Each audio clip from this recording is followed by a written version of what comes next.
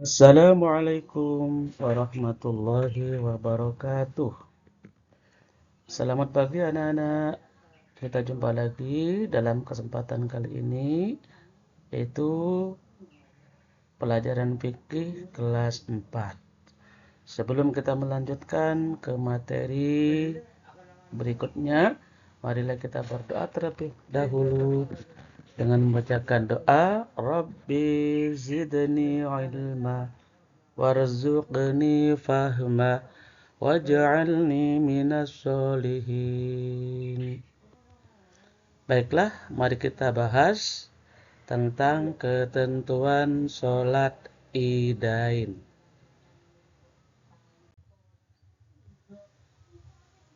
Sholat id ada dua, yaitu Idul Fitri dan Idul Adha.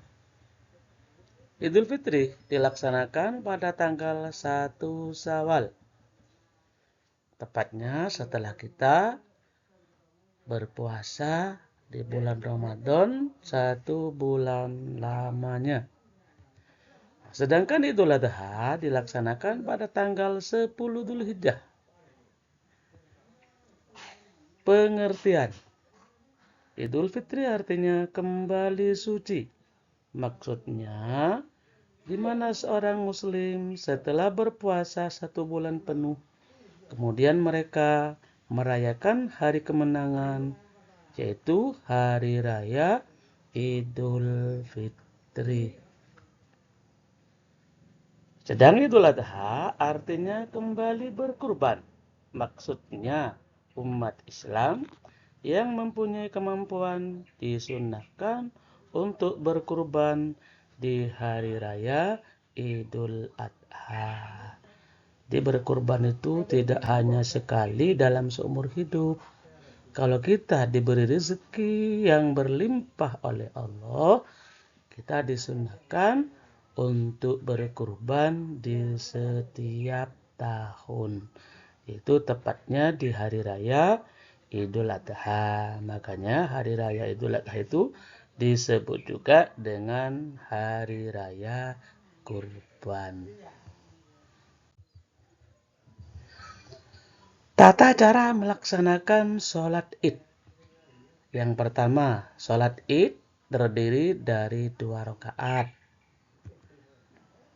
Dilaksanakan pada pagi hari sekitar jam 7 pagi. Dilaksanakan secara berjamaah di masjid atau di lapangan. Jadi kalau masjidnya tidak muat, boleh kita pindah di lapangan. Pada rakaat pertama, membaca takbir 7 kali selain takbiratul ihram.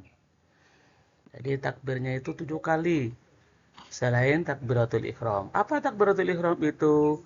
Takbiratul ihram adalah takbir yang menjadi pembuka awal sholat. Nah, sedangkan pada rakaat kedua membaca takbir 5 kali selain takbir qiyam.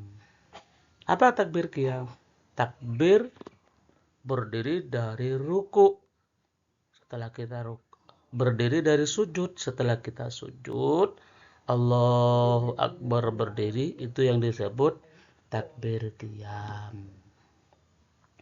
Kemudian di antara sela-sela takbir kita membaca tasbih. Setelah pelaksanaan sholat id selesai, imam membaca khutbah sebanyak 2 kali dan makmum mendengarkannya. Jadi anak-anak, apabila ada imam membaca khutbah di masjid, jangan bicara sendiri. Kita mendengarkan apa yang disampaikan oleh imam.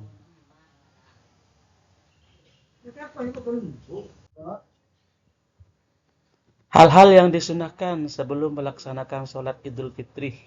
Jadi ada pahala tambahan bagi kita semua yang hendak melaksanakan sholat Idul Fitri. Apa saja? Yaitu 1, mandi terlebih dahulu. Dibangun tidur sebelum kita sholat subuh, mandi. Mandi dengan berniat. Bukan hanya mandi biasa, mandi berniat. Niatnya, saya mandi hendak melaksanakan sholat Idul Fitri lillahi ta'ala. Kemudian memakai pakaian yang paling bagus, utamanya yang berwarna putih. Jadi jangan pakai baju yang jelek, pakai baju yang bagus, yang dimiliki. Kalau tidak punya, ya pakai baju yang punya. Memakai wangi-wangian, pakai wangi-wangian itu sunnah. Pahalanya bertambah.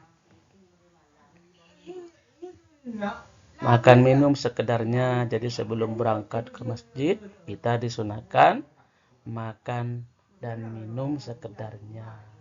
Bukan makan satu piring, bukan. Makan minum sekedarnya. Kemudian membaca takbir. Disunahkan juga kita itu di hari raya Idul Fitri itu membaca takbir. Mulai malam hari raya sampai dilaksanakannya sholat Idul Fitri. Kalau anak-anak mengikuti takbir keliling, jangan hanya ikut takbir keliling saja. Sambil ngikut takbir keliling, kalian juga harus bertakbir. Kemudian mengambil jalan yang berbeda antara pergi dan pulang dari tempat sholat. Jadi umpamanya kalian berangkatnya lewat depan, pulangnya lewat belakang. Kalau memang jalannya ada jalan yang bisa dilewati. Sedangkan hal-hal yang disunahkan sebelum melaksanakan sholat Idul Adha itu sama saja, mandi terlebih dahulu, pakai pakaian yang paling bagus, memakai wangi-wangian, tidak makan dan tidak minum. Ini bedanya. Kalau hari raya Idul Fitri makan dan minum, kalau hari raya Idul Adha disunahkan kita itu tidak makan dan tidak minum. Selanjutnya sama baca takbir. Cuman baca takbirnya kalau hari raya Idul Adha itu mulai malam hari raya Idul Adha sampai hari akhir tasyrik, yaitu tanggal 13 Dzulhijjah. Kita disunahkan baca takbir. Sama juga mengambil jalan yang berbeda antara pergi dan pulang dari tempat sholat Id. Sekarang hikmah pelaksanaan sholat Id. Apa saja hikmahnya? Yaitu dosanya diampuni oleh Allah.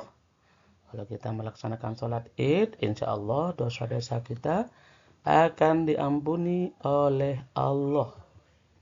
Sebagai sarana syiar Islam, dengan adanya sholat Id, umat Islam berkumpul di suatu tempat, baik di masjid atau di lapangan.